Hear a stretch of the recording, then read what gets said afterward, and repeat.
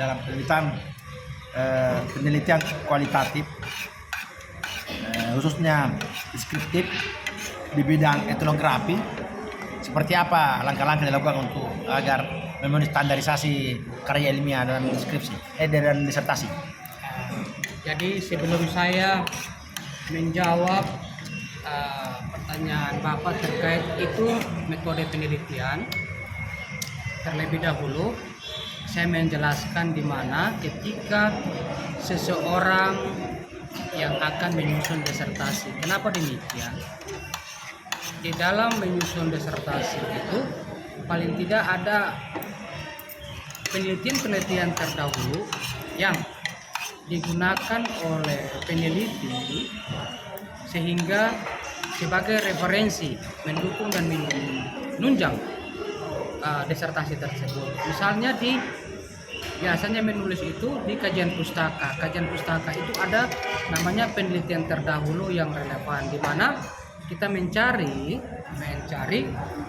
hasil-hasil penelitian orang, entah itu berupa disertasi ataupun jurnal terkait dengan judul dan permasalahan-permasalahan yang ada di disertasi kita. Yang berikutnya terkait dengan metode penelitian apa yang cocok dipakai pada disertasi kita. Kita kembali lagi kepada judul kita. Misalnya di punya Pak Nurdin itu bicara tentang nilai-nilai moderasi Pada suku Todaka. ya, pada suku Todaka atau budaya yang ada di masyarakat Polman. Dengan demikian sudah tentu jenis penelitian yang digunakan atau yang dipakai oleh Pak Nurdin selaku peneliti yaitu kualitatif, di mana kualitatif seorang peneliti itu terjun langsung kepada masyarakat, melakukan adaptasi, komunikasi. Kalau kita baca bukunya Borg and Ball, kualitatif itu peneliti dia sebagai the instrument key, peneliti dia sebagai peneliti kunci, instrumen kunci, di mana dia terjun langsung dengan masyarakat yang ada sekitar situ. Itu dari sisi jenis penelitian atau metode. Kalau metode itu kita bicara, kalau metode penelitian adalah cara ilmiah yang digunakan oleh seseorang atau peneliti dengan langkah-langkah prosedur yang ilmiah untuk mendapatkan data dan informasi secara ilmiah pula. Itu cara tentang metode. Kalau penelitian itu adalah pencarian yang diteliti disebut dengan search. Nah, lalu kita bicara tentang pendekatan yang digunakan. Kalau di sini kualitatif, itu lebih bagusnya itu pakai bukunya Meleong. Meleong itu kan dia kualitatif, pure kualitatif atau kualitatif murni. Sedangkan pendekatan yang digunakan pada penelitian ini karena dia terkait dengan budaya, komunitas, maka yang paling cocok itu adalah etnografi, di mana pendekatan penelitian etnografi itu dia bersentuhan langsung dengan sosiologis masyarakat, hubungan sosial masyarakat, itu bahasa yang digunakan oleh masyarakat, budaya menjadi kebiasaan pada kelompok masyarakat, sehingga terjadi konektivitas atau relevansi antara metode yang digunakan yaitu jenisnya kualitatif dan pendekatan secara etnografi, sehingga di dalam hasilnya yang ditemukan itu dia connect. Adapun langkah-langkah dari pendekatan penelitian etnografi itu ada observasi sudah tentu, di mana peneliti melakukan observasi dengan menggunakan instrumen yang telah disiapkan, yaitu berupa lembaran checklist. Checklist itu yang dia menanda bahwa budaya yang sesuai, terus nilai-nilai moderasi, implementasi yang moderasi itu di checklist. Yang kemudian ada namanya wawancara. Disampaikan oleh Pak Nurdin tadi, disebut dengan wawancara bebas. Di wawancara bebas itu tidak bersandar kepada pedoman, tapi itu nanti dia sifatnya triangulasi atau snowballing. Kalau triangulasi itu sifatnya konfirmasi. Misalnya Pak Nurdin melakukan wawancara kepada Ibu Rawati. Hasil dari Ibu Rawati itu menurut Pak Nurdin belum valid, maka Pak Nurdin berpindah lagi untuk melakukan konfirmasi kepada orang lain. Setelah itu ke orang lain lagi yang pihak ketiga, itu disebut dengan tumulasi atau segitiga. Kalau snowballing dia mendapatkan kecil, dia semacam lingkaran. Snowballing itu dia berputar mulai dari kecil sampai yang besar. Misalnya mendapatkan hal yang kecil dari atau informasi data dari Ibu Rawati, dia tanya lagi ke yang lain-lain sayap-sayap itu, sehingga dia akan berkembang lagi. Nah, kalau kita bicara tentang kualitatif yang triangulasi dan snowballing, kenapa saya mengajukan di sini etnografi, yang tadi observasi wawancara, terus juga ada namanya itu take note atau field note. Take note garis miring field note itu adalah catatan lapangan atau keseharian di mana seorang peneliti sementara melakukan observasi dan wawancara itu dia menuliskan hal-hal penting yang dia temukan selama melakukan penelitian. Misalnya pada hari Senin, jam, tanggal, bulan, tahun, dia menemukan bahwa implementasi nilai moderasi dengan budaya atau daka ternyata ada sinkronisasi, yaitu saling apalagi komitmen kebangsaan, saling menghargai atau toleransi. Ya, dia menjaga itu anti kekerasan dengan menjaga kekeluargaan, yaitu dengan poin keempat itu adaptif terhadap budaya lokal, sehingga dengan hasil penelitian yang ditemukan oleh saudara peneliti yaitu Pak Udin dihubungkan dengan penelitian terdahulu pada kajian pustaka dan metode yang digunakan, dia terjadi sinkronisasi.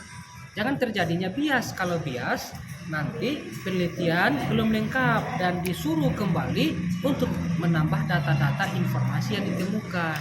Nah, demikian pembahasan masukan dari saya. Sebuah penelitian kualitatif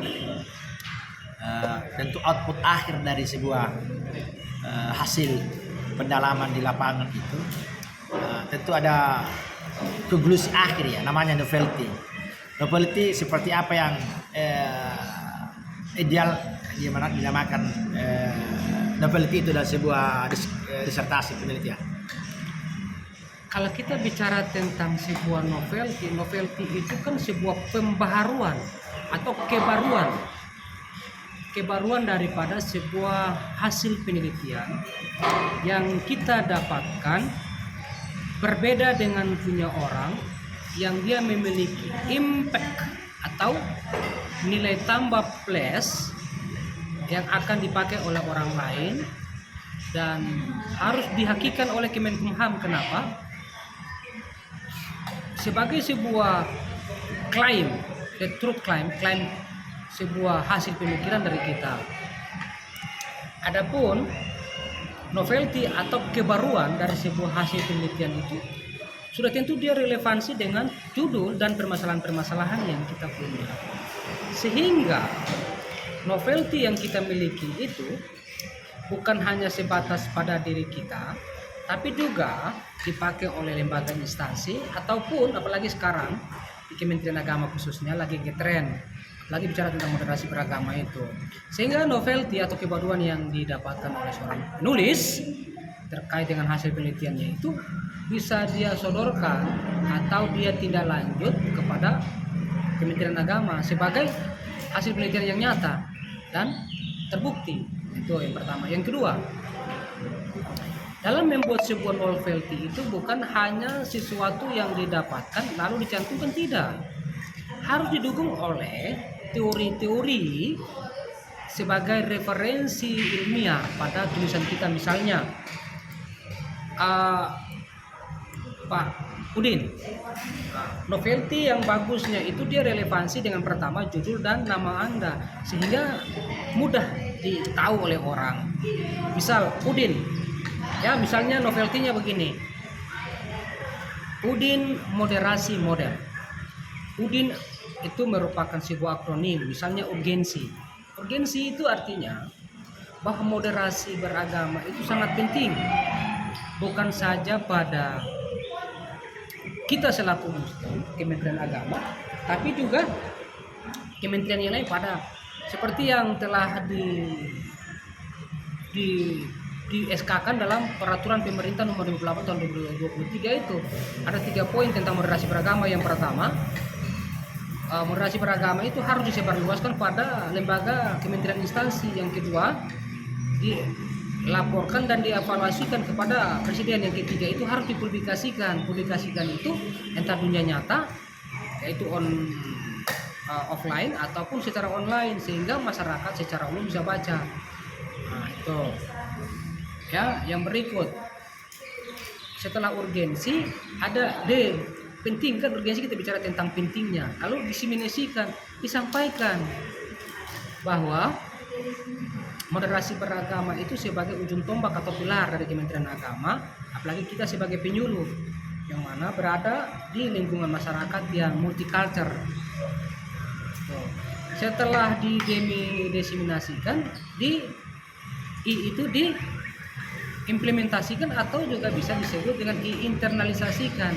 Implementasikan itu bukan seperti kalau diseminasi itu kepada masyarakat seperti di wilayah kerja kita saja atau kepada teman-teman penyuluh. Tapi kalau bicara tentang implementasi dan internalisasi, kan implementasi itu kan semua orang yang ada misalnya di Kabupaten Polman, atau juga tugas Bapak selaku penyuluh agama yang ada di Kota Makassar, seluruh masyarakat Kota Makassar, bila perlu Sulawesi Selatan.